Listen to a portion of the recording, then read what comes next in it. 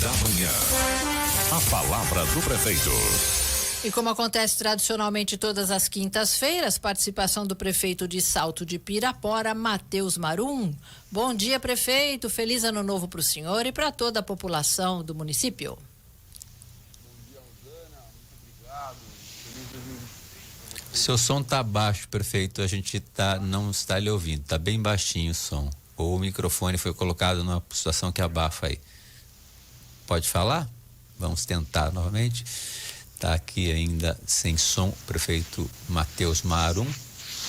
E é isso, né, Rosana? A temperatura hoje, mínima foi 18 e a máxima 22, 21, 22. Vai ser amplitude térmica no máximo 2 ou 3 graus, diferentemente de dias anteriores, onde nós tínhamos uma diferença bastante elevada, significativa entre a temperatura mínima e a máxima. no mesmo dia, né? Exatamente. O que é terrível. Vamos contatar novamente o prefeito Matheus Marum. Eu estou ouvindo que ele está respirando aí no microfone. A gente já está que ele está vivo. Tá. Agora está dando para. Eu estou ouvindo um ruído também, mas não estou ouvindo minha respiração. Não, agora acho que a gente está conseguindo falar, prefeito. Tá legal agora? Tá melhor. Tá legal. Podemos tocar o barco, fazer com que esse barco navegue. Aliás, e como é que está o barco Salto de Pirapora? Está navegando? Opa, sempre, apesar das águas torrenciais nos últimos dias, estamos navegando. Prefeito, o seu som tá realmente, eu não sei se esse microfone tá colocado de lado e aí ele não pega, ele tá chiado e o som. Vamos tentar uma nova conexão, o meu caro Grilo, né? E a gente tava falando do frio, Rosana. Exatamente. Então, os próximos dias, como já foi previsto, vai ser um verão chuvoso. Para a nossa região aqui, previsão de chuva até a próxima terça ou quarta-feira. Inclusive, segunda, terça e quarta com raios, trovões. Então, a gente tem que se precaver. Ontem, a cidade de Sorocaba acabou sendo atingida por vários pontos de alagamento, né? Porque foi um volume muito... À tarde, não foi? Foi Por à volta tarde. das 14, 15 horas. Eu passei ali próximo ao Rio Sorocaba, na hora do almoço, estava bem alto. Bem alto, muito alto. Eu passei ali na Afonso Vergueiro, e Afonso Vergueiro tem o antigo Supiriri. Ali tem um conjunto d'água que desce da cidade, do centro todo, né? Realmente, em algumas regiões, alguns pontos de alagamento. Aquela e região o rio muito alto ali. Região do na Terminal região da Santo Praça Antônio, Lions. né? No antigo ali Parque das Águas, apesar da bacia de contenção, teve a rua 15 de agosto, né? 15 de agosto, se eu não me engano. Também sofreu alguns locais ali de enchente, então a gente tem que tomar muito cuidado, porque a previsão é chuva sim. Até quinta-feira que vem a previsão de chuva, diariamente. Pelo menos, mas é um verão chuvoso. Um verão chuvoso. Aqui para nossa região. Então, vamos aproveitar, pelo menos temos mais água, né? O ano passado, o ano retrasado, né? 2021, nós tivemos a passagem para 2022 com uma crise hídrica severa. Racionamento, não inclusive. só no Sorocaba, mas assim, em áreas do agronegócio importantes no Brasil sofreram com a falta d'água, né? Então, é uma situação bastante crítica. E o bom é o equilíbrio, né? Quando a gente não encontra o equilíbrio, mas se a gente não cuida do meio ambiente, aí a gente tem essas situações anômalas, né? Onde não tem o equilíbrio. É muita chuva, é muito frio, é muito calor. Veja, se a gente for ver o que aconteceu nos Estados Unidos na passagem do ano, também foi algo bastante sério, né? Neve em todo o país, uma situação bastante complicada. Situação que não acontecia há vários anos, né? Os termômetros chegaram a 50 graus negativos. 50 graus então é impressionante. Negativo. Algo em torno de 40 anos, 44 anos que nós não tínhamos essa situação acontecendo na América do Norte. Exatamente. Nós vamos aqui tentando a conexão com o prefeito Matheus Marum. Nós temos mais um intervalo comercial, não temos? Então, enquanto isso, eu tenho uma notícia aqui importante do MEC. É que o Ministério da Educação, ele revogou uma portaria publicada pela administração anterior do então ministro Vitor Godoy, do governo de Jair Bolsonaro. A portaria trazia novas regras para a abertura de cursos de medicina no país. Segundo o atual ministro, Camilo Santana, a revogação ocorreu pelo chamado princípio da prudência.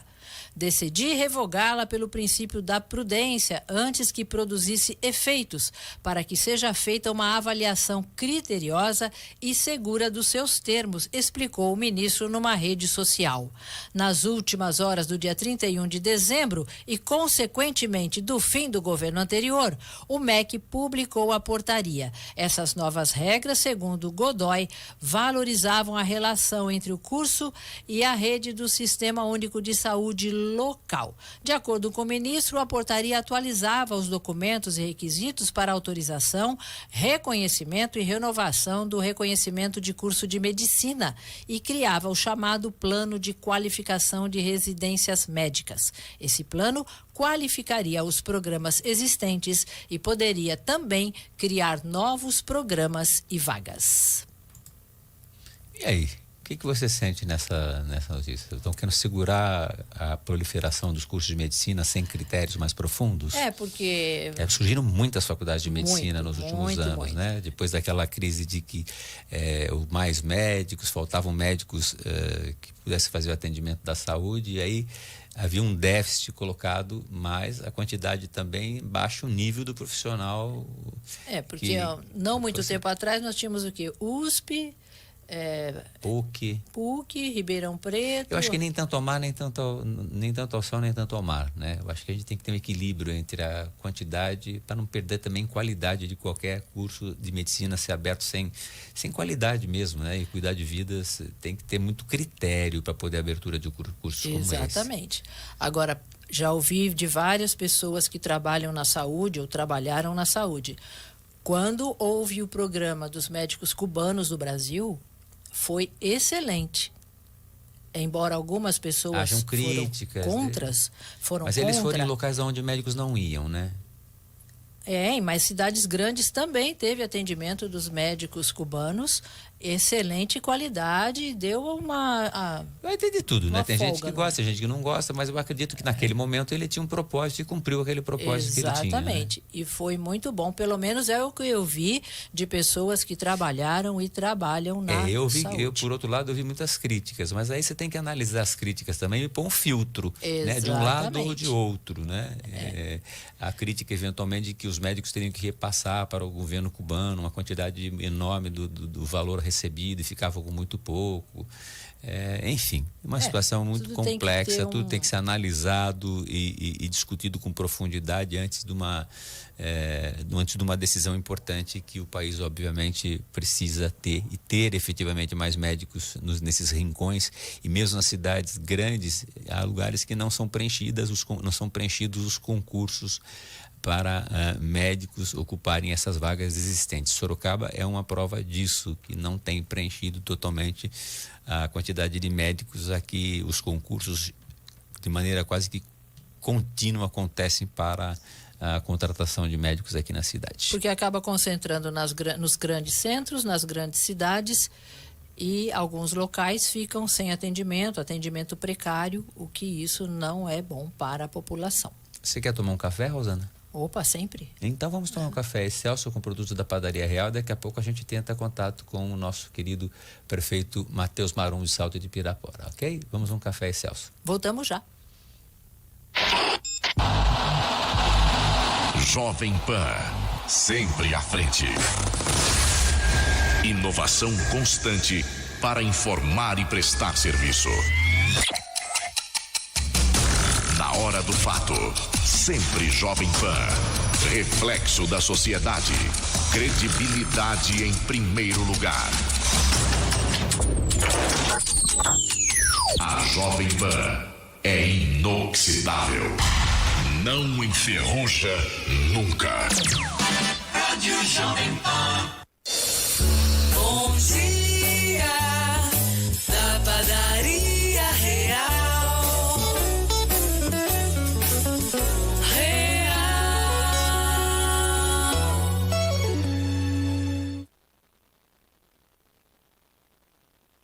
Uau! Quer pintar a sua casa? Quer pintar o seu AP?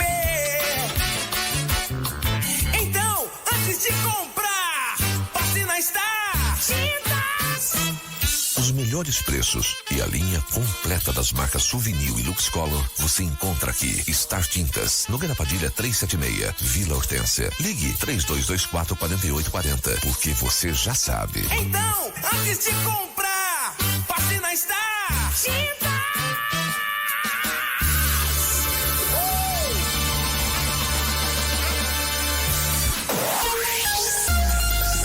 9h20. Repita. 9h20, esta meia hora do Jornal da Jovem Pan Sorocaba tem oferecimento de IDS, uma empresa de médicos, dirigida por médicos. Isto faz diferença. 9h21. Retomando o contato com o prefeito de Salto de Pirapora, Matheus Marum. Bom dia novamente, prefeito. Bom dia novamente, Rosana. Bom dia. Eu espero que vocês tenham ouvido bem. Tá cortando um pouco, prefeito. O senhor tá sem o microfone de lapela, né? Ele dá... Tirei o microfone agora. Se abaixar um pouquinho o volume do computador, eu acredito que a gente consegue melhorar, porque ele está reverberando, o senhor está cortando o senhor mesmo. A gente vai tentando, se não der hoje, fazemos amanhã, prefeito, mas vamos fazer hoje. Deus é pai, vamos lá, vamos confiar em que a gente consiga esta conexão. Agora melhorou. Como é que está Salto de Pirapora? Já navegando nesses mares de 2023? Opa, graças a Deus. Ao mesmo tempo que estamos encerrando todos os assuntos 2022, essa primeira semana é sempre para isso, né, Kiko? A gente faz o encerramento de algumas coisas, um apanhado geral aqui, concluindo o ano de 2022 e trazendo para a mesa de discussão como o que nós queremos que mude para 2023. Está sendo também uma semana de planejamento, algumas mudanças aqui dentro. Então, está sendo uma semana bastante agitada, apesar do pessoal começar a pegar um embalo pós-festas devagar, mas a gente já está com muita coisa aqui e já estamos acelerando. Para acreditar que o senhor já passou da metade do governo? Foi rápido, o senhor já está indo aí para o 3º ano de governo, passando a metade. O senhor passou 5 dias da metade do seu governo em Salto de Pirapora. Já caiu a ficha? É muito rápido, né? É muito rápido. Já caiu a ficha, sim, mas graças a Deus também a gente tem consciência de tudo que a gente já fez ao longo desses 2 anos.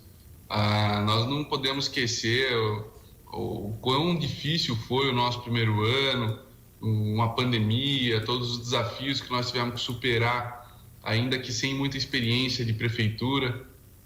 E também o ano passado, que foi um ano muito positivo sob vários aspectos, né?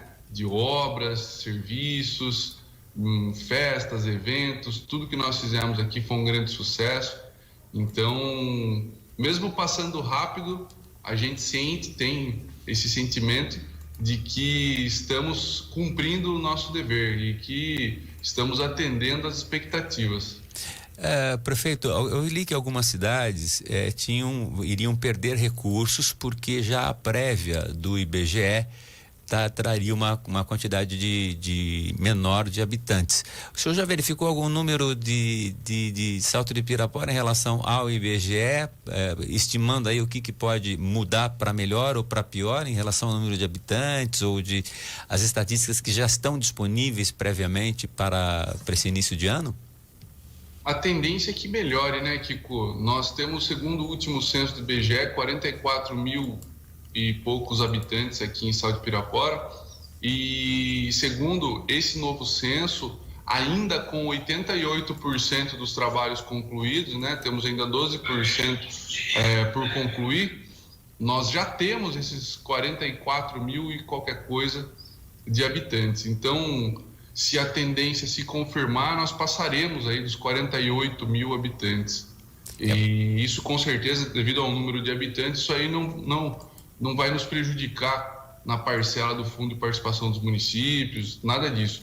Ao contrário de alguns municípios que a gente tem visto que a falta de adesão ao censo tem prejudicado. Vamos fazer uma análise para as pessoas entenderem um pouco o que acontece nos municípios, né? A gente tem fonte 1, que é IPTU, né?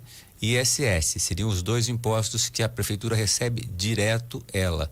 E depois ela tem repasse de ICMS do Estado, também do Estado tem, eu acredito que 25% ou 50% do IPVA dos veículos circulantes com endereço na cidade. Acho que aí e mais algum. E aí os impostos federais, dentro do bolo da arrecadação, o que pesa mais para Salto de Pirapora? A arrecadação própria, a arrecadação do Estado de São Paulo ou da Federação? Qual que é mais, desses 3, qual que é o mais significativo? Se a gente pudesse dividir num gráfico de pizza, se fosse igual seria 33, 33 e 33,3, né? Mas dá para dar uma ideia, eu não quero, aproximada do que significa no orçamento de Salto de Pirapora? Olha, Kiko, eu não sei te responder em percentual isso, nem em números totais, mas eu sei te dizer com muita certeza que se todos os impostos gerados, né, toda a arrecadação gerada em Salto de Pirapora ficasse aqui no nosso município, o nosso orçamento seria tranquilamente multiplicado por 10, porque os impostos da mineração que são cobrados e o grosso mesmo desse montante aí não fica para a gente aqui. Em que pese o município arcar com todos os impactos, né, a população de Salto de Pirapora, assim como outros municípios, arcar com todos os impactos da mineração, a maior parte desses recursos vai para o governo federal. Então, se nós tivéssemos essa liberdade de recebermos esse recurso aqui para a nossa cidade, sem dúvida nenhuma, a gente faria muito mais pela nossa cidade. Isso representaria muito mais ainda perante o nosso orçamento. Mas hoje, do jeito que nós estamos, né, variando, como eu já disse aqui em outras oportunidades, tentando ampliar o leque de empresas de Salto de Pirapora, ampliando esse leque, a gente tem tentado trazer empresas de ramos diferentes para a nossa cidade. E fazendo isso, a gente consegue deixar essa arrecadação de fonte 1, como você falou, mais variada, mais sólida. O município tende a desenvolver isso aí ao longo dos anos. E hoje, Kiko, apesar de não parecer, eu sei que algumas pessoas não têm essa visão de Salto de Pirapora, mas os recursos arrecadados próprios aqui ainda sustentam a nossa cidade fortemente. Então, a fonte 1 ainda é a nossa principal, mas nós temos aí o Fundo de Participação dos Municípios, que é um recurso super importante, né? Os recursos federais que vêm para nós, os estaduais, tudo isso, apesar de vir de governo federal e de governo estadual, é importante a gente deixar bem claro que eles não dão nada para o município. Não, estão devolvendo o que é do município, né? Nós geramos essa riqueza, nós geramos esse imposto aqui em Salto de Pirapora, nós somos obrigados a repassar para a União e para o Estado, e aí eles nos devolvem as migalhas. Essa é a grande verdade. O senhor acredita que essa reforma tributária que vai ser discutida pelos governadores, né? Eu estou sabendo hoje pelo Eli Silos do Ciesp e também da agência da região metropolitana, de que é provável que no dia 23 o governador Tarcísio venha para aquele encontro que teve que ser cancelado ano passado em função de problemas de agenda, né? E obviamente no dia 27, isso dia 23, dia 27 há um convite já disparado para governadores, uma reunião com o presidente Lula. Não dá para a gente negar que muito provavelmente esse assunto deverá ser comentado ou colocado à ação das secretarias de fazenda dos estados, mas o Ministério da Economia, em pensar uma reforma tributária, porque ela só vai passar se os governadores derem sinal e apoio às suas bancadas estaduais de deputados e senadores. Então, assim, isso é construção, não vai ter reforma tributária se não tiver a participação dos governadores, pode esquecer. Então, esse encontro do dia 27 deve acontecer. Aí eu pergunto, podemos esperar, né, que a gente sente que com esses dinheiros, recursos que vêm para o município, existe uma possibilidade de uma reforma federativa, né? Quer dizer, nós precisaríamos mudar os impostos, a origem de divisão de impostos. Quer dizer, não é só redução de um ICMS para melhorar para a empresa, mas também uma situação que dê segurança aos municípios, que é, na verdade, onde tudo acontece. O resto é ficção. O Estado está delineado, ele está só a sede em São Paulo, que é o município, né? Brasília é o município, Brasília. Então, o que existe, na verdade, na realidade, são municípios, é a soma dos municípios, né? E o Pacto Federativo é algo que os prefeitos começam a discutir na reforma tributária. Quando vocês se encontram, essa discussão tem conseguido ser uma discussão organizada, ou isso ainda não aconteceu e pode acontecer a partir até da região metropolitana de Sorocaba, que é uma exceção em crescimento de 55% em exportação. Enquanto o Brasil cresce 1,5%, 2%, 3%, Sorocaba cresceu 9%. Então, assim, nós estamos diferentes. Então, diálogo entre prefeitos, isso pode ser aprofundado nas reuniões da região metropolitana? O senhor espera isso? Olha, Kiko, eu acho super positivo trazer essa conversa, fazer essa mesa redonda com os prefeitos. Talvez seja a primeira vez que vão pedir a nossa opinião em relação a isso.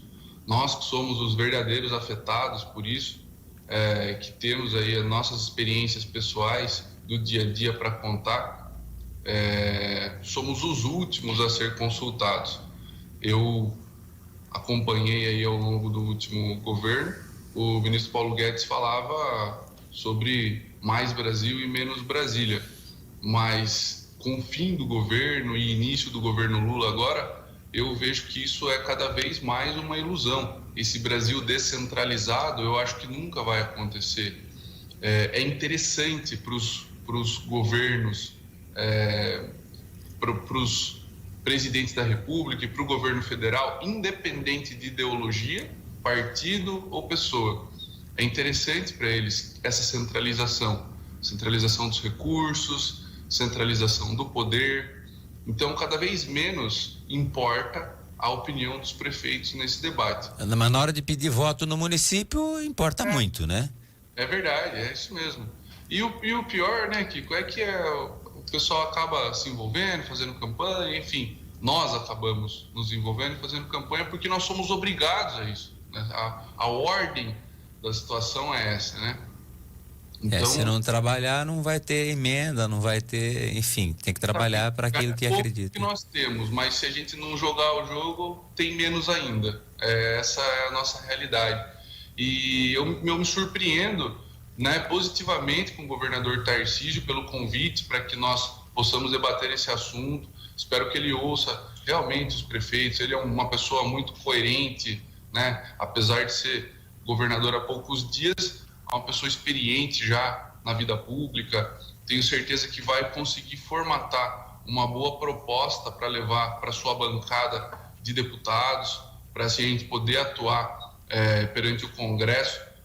Eu acredito que o que vai de encontro com a ideologia do governador seja a diminuição da carga tributária. Acho que isso é o que realmente pesa para a indústria, para o comércio, para as pessoas, para o consumidor de uma forma geral. Acho que tanto a carga tributária ser diminuída, quanto a simplificação da operacionalização do nosso sistema tributário, são dois pontos centrais que tem que ser debatido na reforma.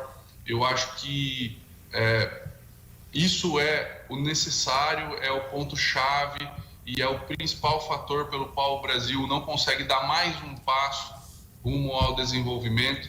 Eu, sinceramente, não sei até que ponto a proposta de São Paulo, né, vai pesar, né?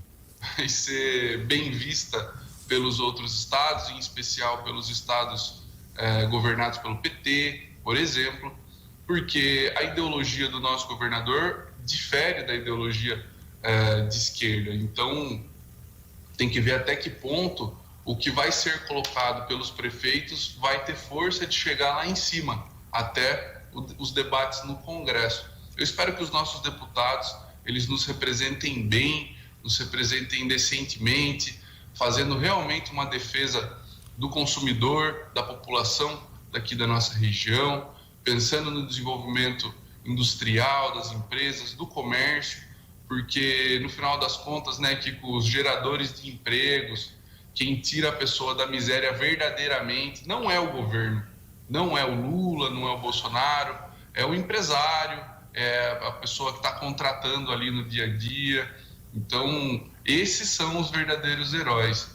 Então, fica aqui toda a minha torcida e o meu empenho também perante os deputados que eu tenho contato, para pedir que façam força de uma reforma tributária diminuindo a carga tributária, né, e simplificando o sistema tributário brasileiro.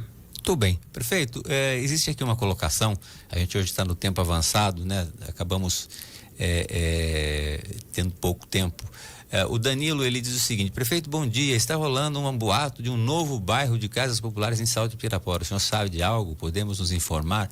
Eu acho que é o conjunto habitacional da Secretaria do Estado, eu acho que é por aí ou existe algum outro tipo de... Pode ser, nós temos o que a CDHU está construindo aqui, um Salto e Estado, né? E nós temos também um outro empreendimento que pode ser visto da entrada da cidade, lá da estrada, lá de cima já dá para ver, mas isso não é tão novo assim, já começaram as vendas, enfim, é só esse que está vendendo aí de ser entregue, não tem nenhum outro em aprovação, nem nada assim parecido. Perfeito. Bom, é bom que vai morar mais gente aí, arrecada mais, vai no supermercado aí, vai realmente consumir Salto de Pirapora. O que foi o tema da semana? Para a gente encerrar, qual é o destaque? As reuniões ou a expectativa que o senhor tem para a próxima? Eu queria que o senhor desse o destaque mais importante. Essa semana aqui, Kiko, o que tem dominado a pauta aqui no gabinete tem sido essa preparação para 2023. Mas de uma forma muito positiva também queria contar para você que amanhã nós encerraremos as inscrições da nossa Olimpíada de Verão e no dia 13, às 19 horas, nós teremos a abertura dos nossos jogos, né, com a presença ilustre aqui de alguns jogadores do time da Magnus, em especial do capitão Rodrigo, e eu estou muito feliz, né, deles poderem estar presentes aqui com a gente e vai ser uma festa linda. Que legal. Prefeito, cadê o prefeito? Sumiu o prefeito da minha tela. Aí também? Tá me ouvindo? Eu estou ouvindo. O senhor não está aparecendo no vídeo, mas eu vou me despedir agradecendo a sua participação, prefeito. Opa, voltou. Voltei. Só que caiu um pouquinho, mas voltou. E desejando uma excelente semana a todos os Salto Piraporenses. Ok, muito prefeito? Obrigado, um abraço. Obrigado. E boa reunião que vai chegar aí logo com o governador, que vocês prefeitos consigam realmente unidos, porque se não se unir não vai conseguir, obviamente, avanço importante. Eu acho que entrevistamos ontem o secretário estadual da Segurança Pública, o Derrite, e achei que ele foi muito elegante, muito próprio ao falar da relação dele com o Ministério da Justiça e Segurança Pública de Brasília, da relação institucional. Eu acho que o peso caiu naquela situação, embora bolsonarista raiz, ele está preocupado com a segurança pública e com São Paulo, a segurança pública de São Paulo. Que bom, foi realmente uma surpresa positiva essa relação institucional republicana que quer ter o Estado de São Paulo na área de segurança pública com o governo federal. Amém. Até mais, prefeito. Um grande dia. Ficou.